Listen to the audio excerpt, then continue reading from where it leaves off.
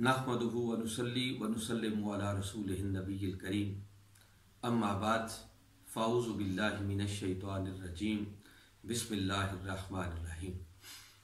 क़ाल अल्लाहु तबारक व तआला फ़िल क़ुरानिल मजीद व मा ख़लक़तुल जिन्ना वल इंसा इल्ला लियअबुदून। सदक़ल्लाहुल अज़ीम। मुअज़्ज़ज़ नाज़रीन व सामिईन, अस्सलामु अलैकुम व रहमतुल्लाहि व बरकातुहू। अल्लाह रब्बुल इज़्ज़त का लाख लाख शुक्र है कि जिसने अपनी तौफ़ीक़ ख़ास और हुज़ूर नबी अकरम सल्लल्लाहु अलैहि वालिहि वसल्लम के नालैन मुबारक के तसद्दुक़ से हमें मरकज़ी निज़ामत दावत मिनहाजुल कुरान इंटरनेशनल के ज़ेर एहतिमाम ऑनलाइन दुरूस इरफानुल कुरान के इस सिलसिले को शुरू करने की तौफ़ीक़ बख्शी। हमारी सिलसिलावार गुफ्तगू कोरोना के असरात से निजात का कुरानी हल इस मौजू पर चल रही थी और पिछली नशिस्त में हम इस नतीजे तक पहुंचे थे कि उस वक्त तक कोरोना की वजह से दरपेश आने वाली परेशानियों से निजात हासिल नहीं की जा सकती जब तक कि हम सिद्क़ के दिल के साथ अल्लाह की बंदगी की तरफ पलट नहीं आते, उसकी अब्दियत के दायरे में नहीं आ जाते, उसके सही मानों में बंदे नहीं बन जाते। क्योंकि जब तक सही मानों में उसका बंदा ना बना जाए तब तक दुनिया और आखिरत की कामयाबी किसी सूरत भी मुयस्सर नहीं आ सकती। आज की इस नशिस्त में नाज़रीन और सामीईन हम इस बात पर गौर करेंगे कि वो अल्लाह की इबादत, वो उसकी बंदगी और वो उसकी अब्दियत जिसके बगैर कामयाबी का हुसूल मुमकिन नहीं है, जिस बंदगी का ताज अल्लाह ने हर नबी के सर पर रखा, जिस बंदगी के लक़ब से उसने अपने महबूब मुकर्रम सल्लल्लाहु अलैहि वसल्लम को अवदना की बुलंदियों पर बिठाकर उस खलवत के समा में भी मुलक़्क़ब किया, और वो बंदगी जिसका सौदा इकबाल शान खुदाबंदी के इवज़ करने के लिए भी तैयार नहीं है, और वो मकाम बंदगी के अगर इंसान उस मकाम पर पूरा उतरने वाला बन जाए तो वो खुदा होकर खुद बंदे को सलाम भेजता है। आज की इस नशिस्त में हम इस बात को समझने की कोशिश करेंगे कि वो बंदगी क्या है, सही मानों में अल्लाह का बंदा कैसे बना जाता है, उसका बंदा बनने के बुनियादी तकाजे क्या है, वो कौन सा तरीका है, वो कौन सा उसूल है, वो कौन सा कानून है कि जिस पर अगर अमल करें तो इंसान सही मानों में अल्लाह का बंदा बन जाए। हाज़रीन मुकर्रम, जब इस ज़ाविया निगाह से और इस बात को समझने के लिए हम कुरान पर नजर डालते हैं तो सूरह फुरकान कुरान पाक का 25वां सूरा है और उसका आखिरी रुकू, और बात यहां से शुरू होती है कि बारी ताला ने इरशाद फरमाया व इबादुर रहमान अल्लज़ीना यमशूना अलल अर्दि हौना व इज़ा खातबहुमुल जाहिलूना क़ालू सलामा वल्लज़ीना यबीतूना लिरब्बिहिम सुज्जदन व क़ियामा इला आखिर सूरा। इस सूरत को फिर एंड तक पढ़ते चले जाएं तो बारी ताला ने इस रुकू में गिन गिन कर बताया है कि उसका बंदा बनने के तकाजे क्या है, वो कौन से बुनियादी उसूल हैं कि जब तक उनको अपनाया ना जाए तब तक कोई शख्स सही मानों में अल्लाह का बंदा नहीं बन सकता। तो गोया इस मकाम पर बारी ताला ने बड़ी तफसील के साथ अपना बंदा बनने का तरीका बताया। तो हाज़रीन मुकर्रम, इंशाअल्लाह आइंदा आने वाली हमारी दुरूस इरफानुल कुरान की नशिस्तों में हमारी मरकजी निज़ामत दावत के स्कॉलर्स सूरह फुरकान के इस आखिरी रुकू की रोशनी में बंदगी के तकाजों पर रोशनी डालेंगे, और इंशाअल्लाह हफ्ते में 2 दिन हम सूरह फुरकान की इन आयात मुक़द्दसा की रोशनी में अपनी गुफ्तगू को लेकर आगे चलेंगे। मगर आप देखते हैं कि जिस दौर से आज इंसान गुजर रहा है, हर तरफ एक अफरा तफरी का आलम है, हर शख्स की एक दौड़ लगी हुई है, किसी के पास भी वक्त नहीं है, और इंसान हर काम में एक शॉर्टकट चाहता है, उसको ज्यादा मेहनत ना करना पड़े, कोई लंबी चौड़ी तवदो ना करनी पड़े, और उसका हर काम मंजिल मकसूद तक पहुंच जाए। तो आइए आज कुरान की रोशनी में हम अल्लाह का बंदा बनने का भी एक शॉर्टकट मेथड समझने की कोशिश करते हैं। याद रखें, जो अल्लाह का बंदा बनने का शॉर्टकट मेथड आज मैं एक आपके सामने रख रहा हूं, ये कोई मेरा बनाया हुआ नहीं है। मेरी क्या मजाल कि मैं अपनी तरफ से इस ज़िमन में कोई बात कर सकूं, नहीं, ये मेथड भी अल्लाह ने खुद कुरान पाक में दिया है। एक मैंने जिक्र कर दिया कि जिस पर इंशाल्लाह हफ्ते में 2 दिन हमारी मरकजी निजामत दावत के स्कॉलर्स इंशाल्लाह सूरह फुरकान की आयत मुकद्दसा की रोशनी में गुफ्तगू किया करेंगे। मगर दूसरा पहलू जो मैं आपके सामने रखना चाहता हूं उसको भी समझना जरूरी है, और मैं समझता हूं कि वो अल्लाह का बंदा बनने का एक बड़ा आसान तरीका है, और उस तरीके पर अमल किए बगैर भी कोई शख्स सही मानों में अल्लाह का बंदा नहीं बन सकता।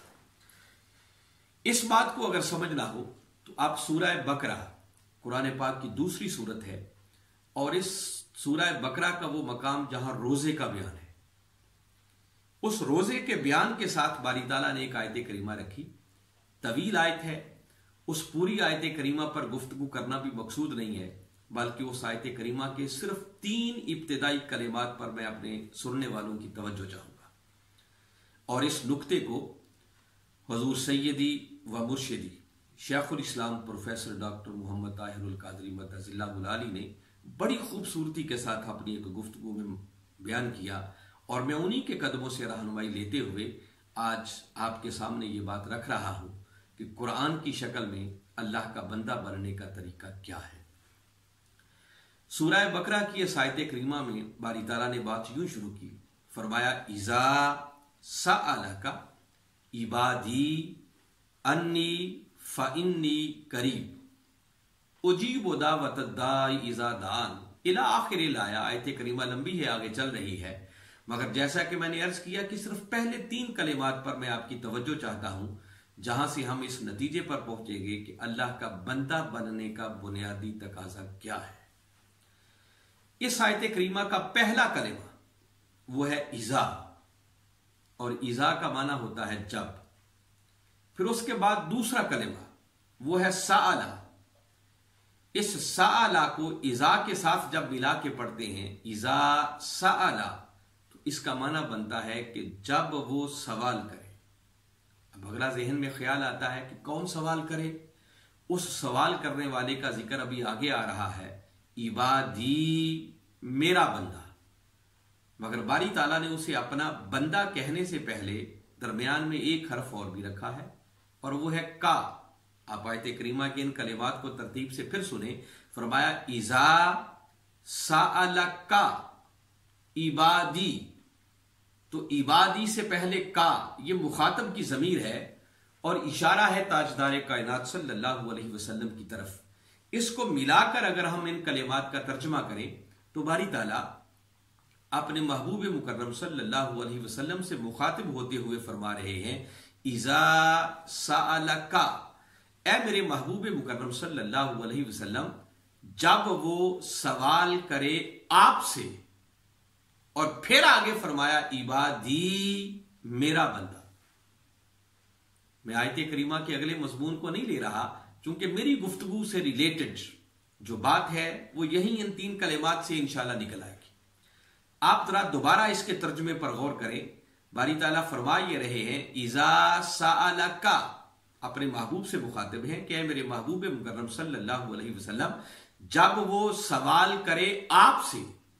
और फिर आगे फरमाया इबादी मेरा बंदा, यानी अल्लाह रब्बुल इज्जत ने अपने महबूब मुकर्रम सल्लल्लाहु अलैहि वसल्लम की बारगाह अक़दस में सवाल करने को पहले रखा और उसे इबादी अपना बंदा बाद में कहा।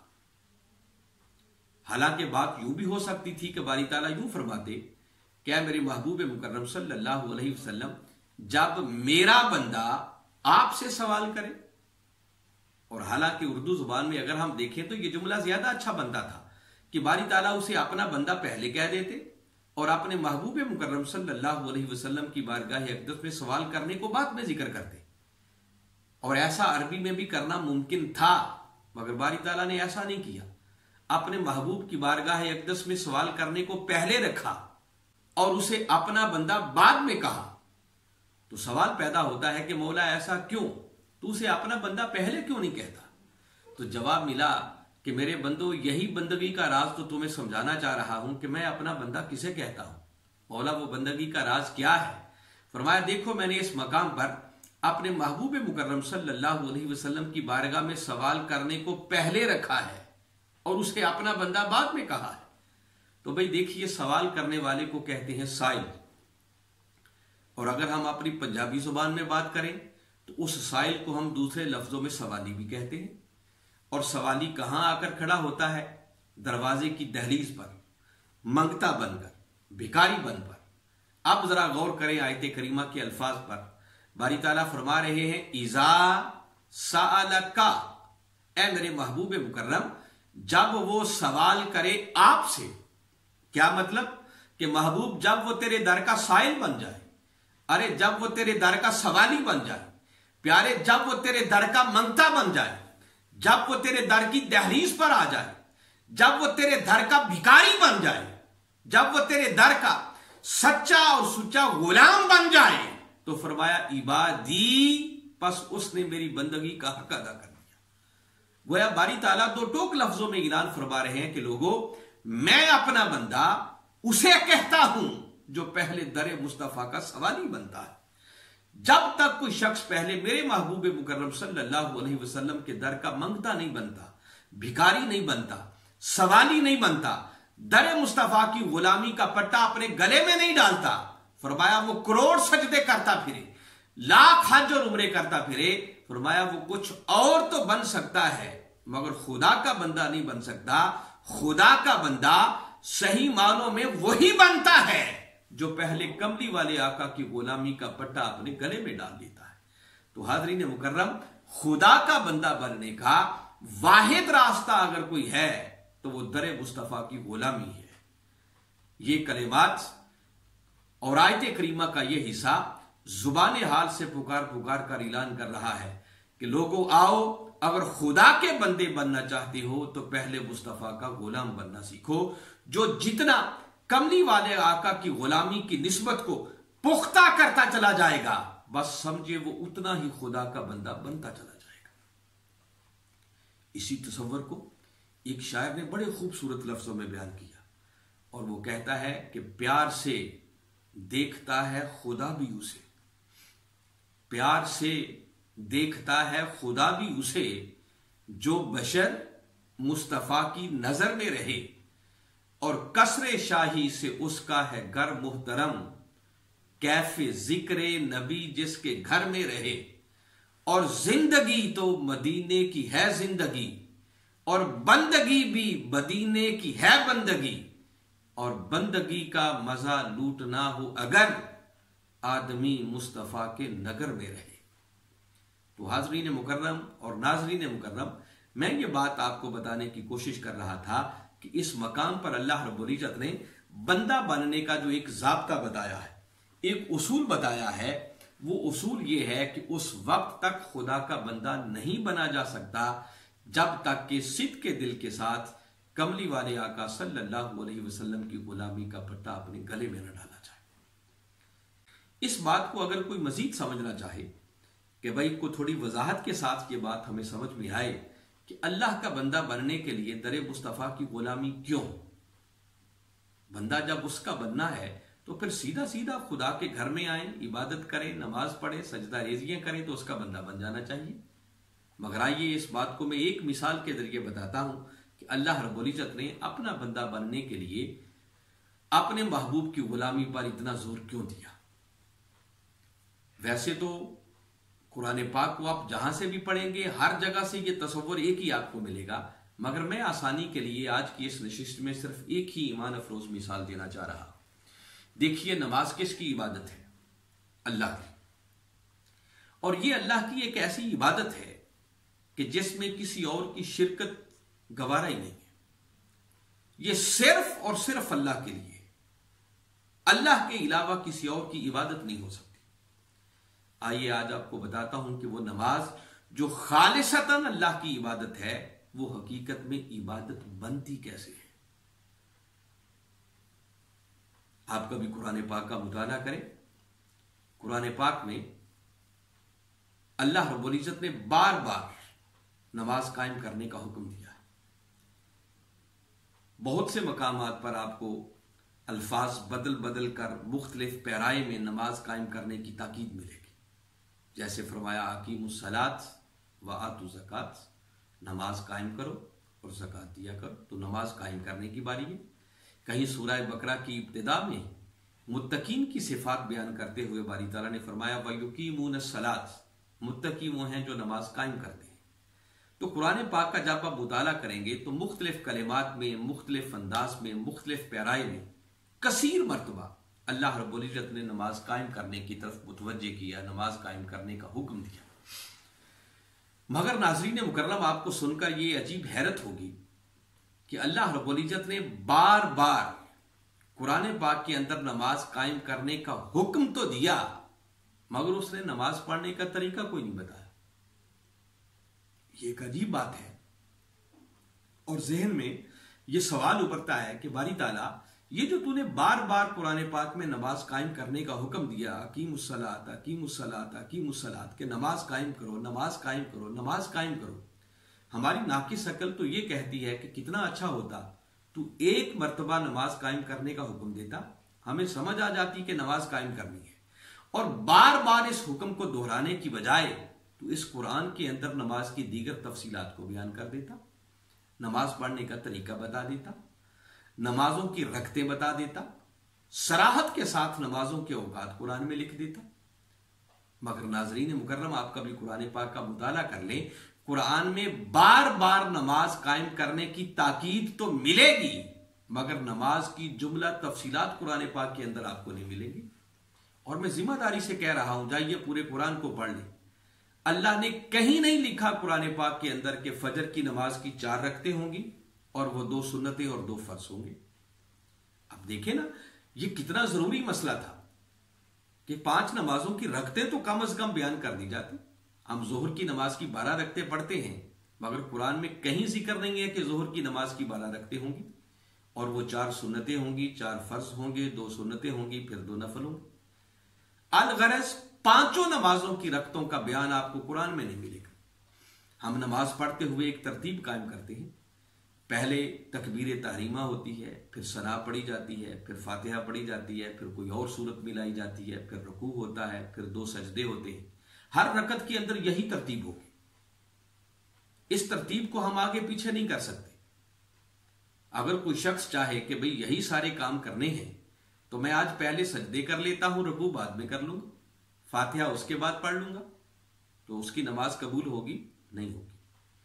अब वो नमाज की तरतीब, जिस तरतीब को अगर कायम ना रखा जाए तो नमाज नहीं बनती है, उस नमाज की तरतीब का जिक्र आपको कुरान में कोई नहीं मिलेगा। मुख्तलिफ जगहों पर मुख्तलिफ चीजें तो मिलेंगी कि किरात करनी चाहिए, रुकू करनी चाहिए, सजदे करें, वर्काऊ मर्राकीन, ये बातें तो इस तरह मिलेंगी, मगर तरतीब के साथ के नमाज आपने इस तरतीब के साथ पढ़नी है, यह कुरान में आपको नहीं मिलेगा। तो मैं अर्ज कर रहा था कि जहन में सवाल उभरता है कि बारी ताला, ये जो तूने बार बार नमाज कायम करने का हुक्म दिया, तू एक बार नमाज कायम करने का हुक्म देता और दोबारा इसे बार बार दोहराने की बजाय तू कुरान के अंदर नमाज पढ़ने की तफसीलात बयान कर देता, नमाजों की रकतें बयान करता। तो जवाब मिला कि बंदे, हां, अगर मैं सब कुछ कुरान के अंदर बयान कर देता तो लोग खाली कुरान पढ़ के नमाज पढ़ लेते और कोई मेरे मुस्तफा का मुहताज ना रहता।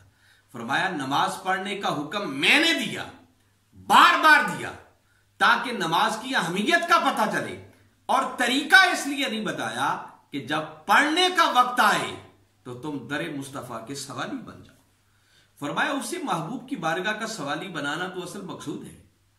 और ऐसा ही हुआ जब पहली मर्तबा नमाज कायम करने का हुक्म आया। सहाबाए किराम रिज़वानुल्लाहि अलैहिम अजमईन ने सुना कि अल्लाह रब्बुल इज्जत ने नमाज कायम करने का हुक्म दे दिया है, तो वो भागते हुए कमली वाले आका सल्लल्लाहु अलैहि वसल्लम की बारगाह अक़दस में आ गए और अर्ज करने लगे कि आका, हम कैसे नमाज कायम करें।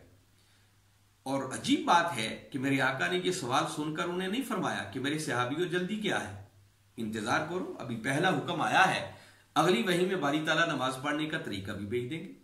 ये जवाब नहीं दिया, बल्कि वहीं खड़े खड़े जो मेरे आका ने उनको जवाब दिया वो अपने मन की तख्तियों पर लिखने वाला है। मेरे आका सल्लल्लाहु अलैहि वसल्लम ने फरमाया, सल्लू कमार रअयतुमूनी उसल्ली। फरमाया मेरे गुलामों, तुम नमाज कायम करना चाहते हो ना, तो परेशानी क्या है। फरमाया मैं जो हूं, बस मुझे देखो, जो जो करता तुम मुझे देखते हो, बस वैसे वैसे करते चले जाओ, तुम्हारी नमाजें अदा होती चली जाएगी। तो गोया अल्लाह रब्बुल इज्जत ने नमाज कायम करने के लिए भी बुनियाद अपने महबूब मुकर्रम सल्लल्लाहु अलैहि वसल्लम की सीरत तैयबा को बनाया। फरमाया महबूब ने बता दो कि नमाज कायम करना चाहते हो तो बस मुझे देखो, जो कुछ करता तुम मुझे देखते हो वैसे वैसे करते चले जाओ, बस समझो तुम्हारी नमाजें अदा होती चली जाएंगी। अगर मैं ये कहूं तो शायद बेजाना होगा कि किसी ने क्या खूब कहा है कि मुझे क्या खबर थी रुकू की, मुझे होश कब थी सजूद की, आका तेरे नक्शे पा की तलाश थी जो मैं झुक रहा था नमाज में। कि नमाज इबादत खुदा की है मगर अदाएं मुस्तफा की है। और यहां रुककर मैं फिर एक और अहम बात की तरफ साथ ही आपको मुतवज्जे करना चाह रहा हूं कि हाज़रीन मुकर्रम जरा फिर मेरे आका सल्लल्लाहु अलैहि वसल्लम ने जो सहाबाए किराम के सवाल पर जवाब इरशाद फरमाया वो बड़ा काबिल गौर है, उस पर गौर करने की जरूरत है। मेरे आका ने फरमाया सल्लू कमा रअयतुमूनी उसल्ली, फरमाया मेरे गुलामों तुम नमाज उस तरह अदा करो जिस तरह तुम मुझे नमाज पढ़ते हुए देखते हो। देखने पर जोर है। यहां रुककर जो एक बात मैं आप लोगों के गोशगुजार करना चाह रहा हूं कि याद रहे कि यहां ताजदार कायनात सल्लल्लाहु अलैहि वसल्लम ने यह नहीं फरमाया कि तुम नमाज पढ़ो जैसे मैं पढ़ता हूं। अगर यह फरमाना होता तो इतना फरमाने के लिए सिंपली 3 लफ्जों में बात मुकम्मल हो सकती थी कि आका यूं फरमाते सल्लू कमा उसल्ली, यह जुमला मुकम्मल था। सल्लू का माना है तुम नमाज पढ़ो, कमा जैसे, उसल्ली मैं पढ़ता हूं। तो सीधा फरमा देते कि सल्लू कमा उसल्ली, कि तुम नमाज पढ़ो जैसे मैं पढ़ता हूं। मगर आका ने यह तो फरमाया ही नहीं, बल्कि मेरे आका सल्लल्लाहु अलैहि वसल्लम ने तो फरमाया है सल्लू कमा रअयतुमूनी उसल्ली, फरमाया मेरे गुलामों तुम नमाज उस तरह पढ़ो जिस तरह तुम मुझे नमाज पढ़ते हुए देखते हो। तो फिर जहन में सवाल उभरता है कि आका आप सीधा क्यों नहीं फरमा देते कि नमाज पढ़ो जैसे मैं पढ़ता हूं। तो बड़ी लतीफ बात है, काबिल तवज्जो बात है, इसको मन की तख्तियों पर लिखने की जरूरत है कि आका सल्लल्लाहु अलैहि वसल्लम फरमाना ये चाह रहे हैं कि मेरे गुलामों अगर मैं ये हुक्म दे देता और तुम्हारे सवाल के जवाब में ये फरमा देता कि तुम नमाज पढ़ो जैसे मैं पढ़ता हूं, तो फरमाया किसी फर्दे बशर की मजाल ही नहीं थी कोई मुस्तफा जैसी नमाज पढ़ सकता। फरमाया मुझ जैसी नमाज कोई नहीं पढ़ सकता। तो जो काम तुम कर नहीं सकते उसका तुम्हें हुक्म ही नहीं दे रहा। तो फरमाया मुझ जैसी नमाज तो तुम पढ़ नहीं सकते, तो फिर क्या करो? फरमाया मुस्तफा को नमाज पढ़ते हुए देखो, बस जो जो करता मैं तुम्हें दिखाई देता हूं वैसे वैसे करते चले जाओ, मेरी अदाओं को अपनाते चले जाओ, बस तुम्हारी नमाजें अदा होती चली जाएगी। तो हाज़रीन मुकर्रम अगर मैं ये जुमला कहूं तो बेजाना होगा कि नमाज इबादत खुदा की है मगर अदाएं मुस्तफा की हैं सल्लल्लाहु अलैहि वसल्लम। तो मैं बताना ये चाह रहा हूं कि वो नमाज जो खालिसतन अल्लाह की इबादत है वो हकीकत में इबादत कैसे बनती है। और यहां फिर रुककर एक अकीदे की बात जुमला मोतरजा के तौर पर मैं कहना चाह रहा हूं। बसा औकात ये बात सुनने को मिलती है और कई लोग ऐसा जहन रखते हैं, उन्होंने अपनी किताबों में भी लिखा है, और बाज लोग ये समझते हैं कि माज़अल्लाह अस्तगफिरुल्लाह, अगर दौरान नमाज नबी का ख्याल आ जाए तो शायद नमाज टूट जाती है। मैं अला वजहिल बसीरत ये एक जुमला कह रहा हूं जो वक्त के मुजद्दिद हुजूर शेखुल इस्लाम प्रोफेसर डॉक्टर मोहम्मद ताहिरुल कादरी मद्दाजिल्लाहुल अली के कदमों में बैठकर मैंने सीखा है कि लोग तो ये समझते हैं ना कि नबी का ख्याल आने से नमाज टूटती है। याद रखें कमली वाले आका सल्लल्लाहु अलैहि वसल्लम के ख्याल के आने से नमाज टूटती नहीं, बल्कि नमाज उस वक्त तक कामिल होती ही नहीं जब तक कि कमली वाले आका का ध्यान पक्का ना हो जाए। मैं इस पर कोई लंबे चौड़े दलाइल नहीं देना चाह रहा, ये मेरा मजमून नहीं है, ऐसे ही जुमला मोतरजा के तौर पर यह बात आई। बस वही हदीस मुबारका जो मैं अभी आपको सुना रहा था मैं फिर आपके जहनों में फ्रेश करना चाह रहा हूं। जब सहाबाए किराम ने अर्ज की कि आका हम नमाज कैसे कायम करें, तो मेरे आका सल्लल्लाहु अलैहि वसल्लम ने जो जवाब दिया वो बड़ा काबिल गौर है। मेरे आका ने इरशाद फरमाया सल्लू कमा रअयतुमूनी उसल्ली, फरमाया मेरे गुलामों तुम नमाज उस तरह पढ़ो जिस तरह तुम मुझे नमाज पढ़ते हुए देखते हो। सामीन मुकर्रम, जरा इस बात पर गौर करें, जब आका सल्लल्लाहु अलैहि वसल्लम ने उन सवाल करने वालों से यह फरमाया होगा कि तुम नमाज उस तरह पढ़ो जिस तरह तुम मुझे नमाज पढ़ते हुए देखते हो, तो यकीनन उन सहाबाए किराम ने पहले तो मेरे आका को नमाज पढ़ते हुए देखा होगा, बड़ा बगौर जायजा लिया होगा कि देखें आका कैसे नमाज पढ़ते हैं, आका क़याम कैसे कर रहे हैं, आका रुकू कैसे करते हैं, आका सजदा कैसे करते हैं, आका तशहुद में कैसे बैठते हैं। और फिर चश्मे तसव्वुर में लाएं कि देखने के बाद जब कभी वो अलग तन्हा अकेले नमाज पढ़ने लगे होंगे तो उधर नियत कर रहे होंगे, साथ सोच रहे होंगे कि कमली वाले आका ने नियत कैसे की थी। क़याम करने लगे होंगे तो फिर ख्याल उधर होगा कि कमली वाले आका ने हाथ कैसे बांधे थे। रुकू में गए होंगे, फिर ध्यान उधर ही होगा कि हमारे आका सल्लल्लाहु अलैहि वसल्लम ने रुकू कैसे किया था। सजदे में गए होंगे, बज़ाहिर सर अल्लाह की बारगाह में झुक रहा होगा, मगर दिलों का किबला और काबा दहलीज मुस्तफा सल्लल्लाहु अलैहि वसल्लम होगी, और ख्यालात और सोचों का किबला और काबा दहलीज मोहम्मद मुस्तफा सल्लल्लाहु अलैहि वसल्लम होगी, और वो सोच रहे होंगे कि आका ने सजदा कैसे किया था। तो भाई नमाज तो आका सल्लल्लाहु अलैहि वसल्लम के ख्याल और ध्यान के बगैर होती नहीं है। वो कौन सी नमाज है कि जिस नमाज में अगर ख्याल आ जाए तो नमाज टूट जाए।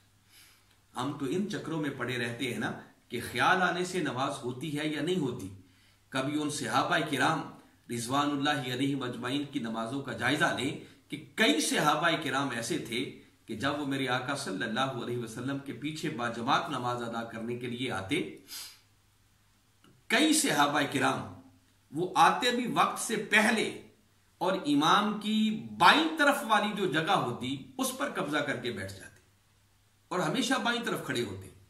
हालांकि इतना मसला तो हम भी जानते हैं कि इमाम के दाईं तरफ खड़े हो तो सवाब ज्यादा मिलता, मगर वो आते भी पहले और खड़े भी बाईं तरफ होते।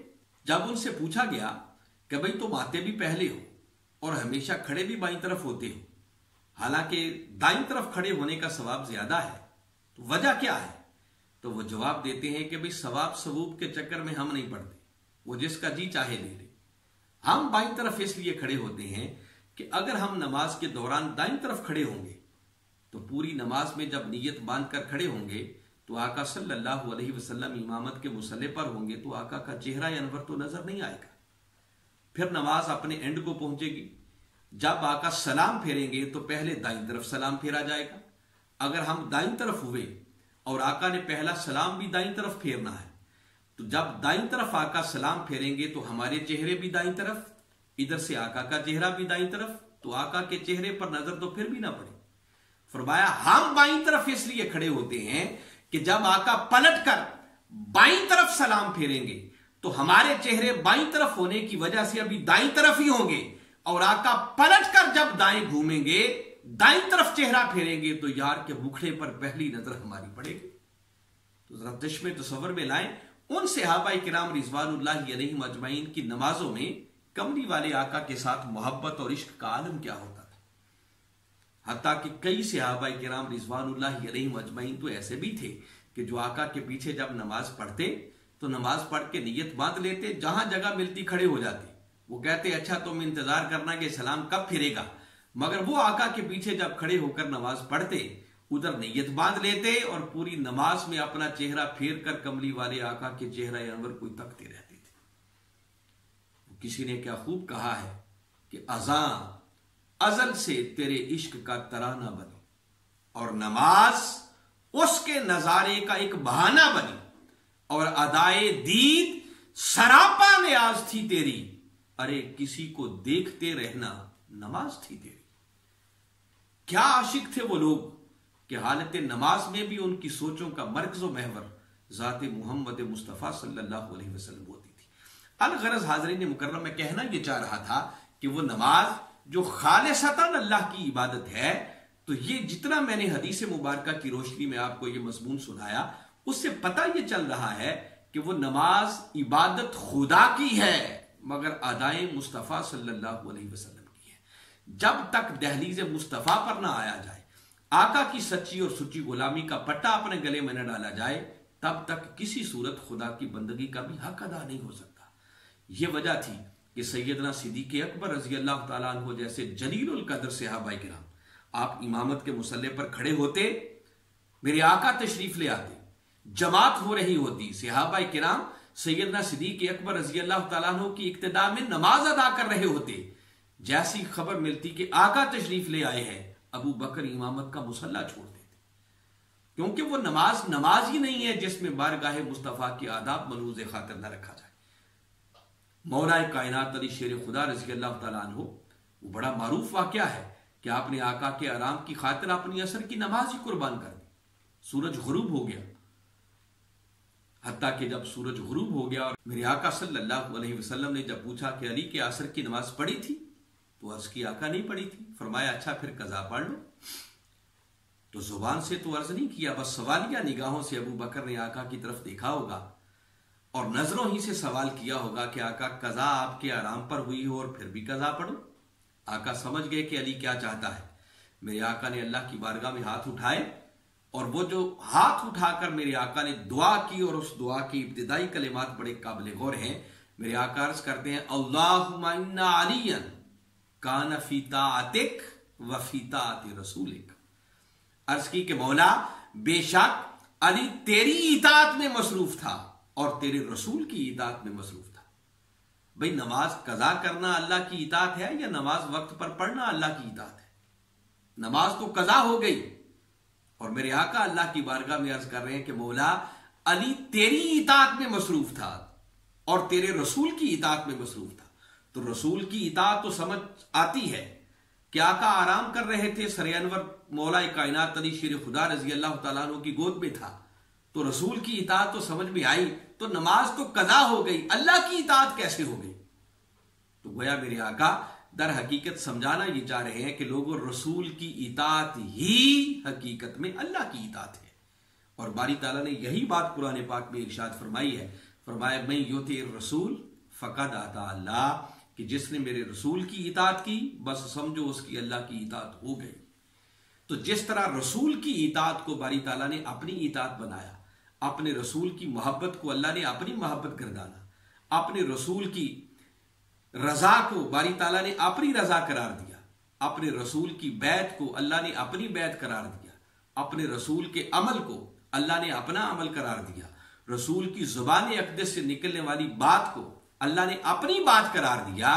उसी तरह हाज़रीन मुकर्रम, अगर हम अल्लाह की बंदगी का हक अदा करना चाहते हैं तो यह मुमकिन नहीं है जब तक कि पहले दरे मुस्तफ़ा की गुलामी का पट्टा हम गले में नहीं डालते।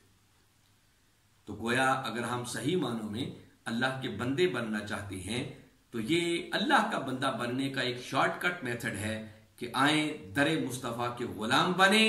जितना आका की गुलामी की निस्बत को पुख्ता करते चले जाओगे, बस समझो उतने ही खुदा के बंदे तुम बनते चले जाओगे। और कमली वाले आका सल्लल्लाहु अलैहि वसल्लम की गुलामी की निस्बत को पुख्ता करने के लिए दो बुनियादी तकाजे हैं कि आपकी ज़ात अक़दस के साथ मोहब्बत, इश्क और अदब वाला रिश्ता कायम किया जाए और आपकी सीरत तैयबा के साथ अमल वाला रिश्ता कायम किया जाए। जब तक ये दोनों रिश्ते कमली वाले आका सल्लल्लाहु अलैहि वसल्लम की ज़ात अक़दस के साथ कायम नहीं होते, ज़ात के साथ मोहब्बत और अदब वाला रिश्ता और सीरत तैयबा के साथ अमल पैरा होने वाला रिश्ता, जब तक ये दोनों रिश्ते कायम नहीं होते तब तक ताजदार कायनात सल्लल्लाहु अलैहि वसल्लम की गुलामी की निस्बत मुतहक्किक नहीं हो सकती। नाज़रीन व सामीन, इंशाअल्लाह आइंदा नशिस्तों के अंदर, जहां मैंने शुरू में अर्ज किया कि सूरह फुरकान के आखिरी रुकू की रोशनी में रहमान के बंदे कौन हैं, इस पर हमारे स्कॉलर्स इंशाअल्लाह हफ्ते में 2 दिन गुफ्तगू किया करेंगे।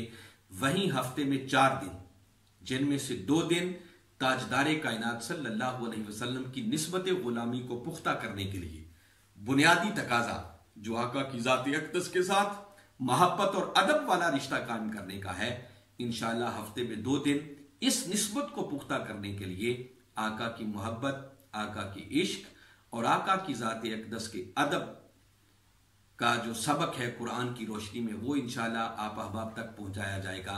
और फिर हफ्ते में 2 दिन ताजदार कायनात सल्लल्लाहु अलैहि वसल्लम की सीरत तैयबा के साथ अपने ताल्लुक को पुख्ता करने के लिए 2 दिन इंशाल्लाह हमारे स्कॉलर्स आका की सीरत तय्यबा की अहमियत और उस सीरत को हमें सही मानों में कैसे अपनाना चाहिए, कैसे खुद को आका के रंग में रंगना चाहिए, इंशाल्लाह इस पर गुफ्तगू होगी। तो गोया हफ्ते के 6 दिन ऑनलाइन इस चैनल पर हमारे दुरूस इरफानुल कुरान की नशिस्तें हुआ करेंगी। अल्लाह रब्बुल इज़्ज़त की बारगाह में दुआ है कि बारी ताला हमें सही मानों में इन तसव्वुरात को समझकर इन पर अमल करते हुए अपनी दुनिया और आखिरत को कामयाब बनाने की तौफीक अता फरमाए। वमा अलैना इल्लल